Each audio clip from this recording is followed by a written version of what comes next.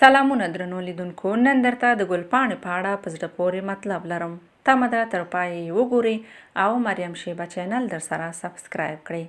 د پښتو ژبې مشهورې سندرغاړې ګلپاڼې خپل ځینې تازه عکسونه په ټولنیزو رسنیو کې خپاره کړي دي چې د کوم سیند په غاړه په ډیر خوشحاله موډ کې لیدل کیږي.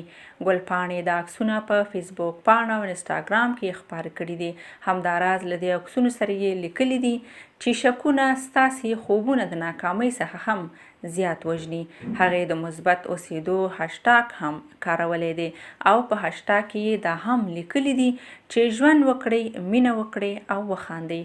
د هغې په فیسبوک پاڼه کې په 2 ساعتونو کې د هغې دا عکسونه 8,000 کسانو لایک کړي دي او تر 6,000 زیاتو کسانو پرې بیا تبصرې کړي دي.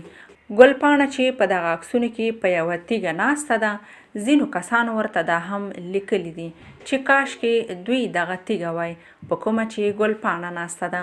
همداراز ډیری کسانو د هغې د عکسونو ستاینه کړې ده او ځینو کسانو پرې بیا نیوکې هم کړي دي. ځینو ورته دا هم لیکلي دي چې ولې چکر ته له ځان سره میړه نه بیایي. د یادولو وړ ده چې د ګلپاڼې په اړه څه وخت مخکې خبرونه خپاره شوي وو چې هغې له یو افغان ځوان سره واده کړی دی. که څه هم هغې په خپله دا خبره نه ده منلې، خو هغې ته ځینو نږدې سرچینو د دې واده تایید کړی دی.